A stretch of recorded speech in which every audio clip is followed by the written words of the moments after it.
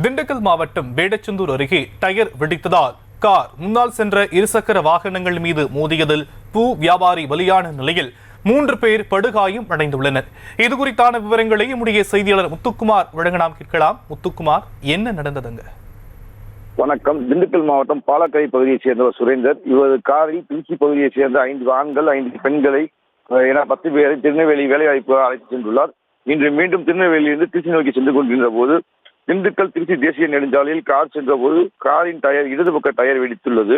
இதில் டிரைவர் கட்டுப்பாட்டை இழந்த கார் தாறுமாறாக ஓடி இருசக்கர வாகனத்தின் மீது பயங்கரமாக மோதியது. இதில் பூ மார்க்கெட்டில் இருந்து பூ மூட்டைகளை ஏற்றி சென்ற திருச்சி மாவட்டம் மொட்டையம்பட்டியைச் சேர்ந்த பூ வியாபாரி பெரியசாமி என்பவர் மீது மோதியதில் தூக்கி வீசப்பட்டு பெரியசாமி சம்பவ இடத்திலேயே பலியானார். மற்றொரு இருசக்கர வாகனத்தில் சென்று கொண்டிருந்த தினக்கோட்டை அருகே உள்ள பள்ளப்பட்டியைச் சேர்ந்த அஜய், அருண், மகேந்திரன் ஆகிய 3 பேர் காயமடைந்துள்ளனர். இது குறித்து தகவல் அறிந்து வடமதுரை போலீசார் 108 ஆம்புலன்ஸ் உதவியுடன் சிகிச்சை காயமடைந்தவர்களை திண்டுக்கல் அரசு மருத்துவமனைக்கு அனுப்பி வைத்தனர். விபத்தில் உயிரிழந்த பெரியசாமியின் உடலை மீட்டு பிரேத பரிசோதனைக்காக திண்டுக்கல் அரசு மருத்துவமனைக்கு அனுப்பி வைத்தனர். மேலும் இந்த விபத்துகள் குறித்து வடமதுரை போலீசார் வழக்கு பதிவு செய்து விசாரணை நடத்தி வருகின்றனர். விவரங்களுக்கு நன்றி முத்துக்குமார்.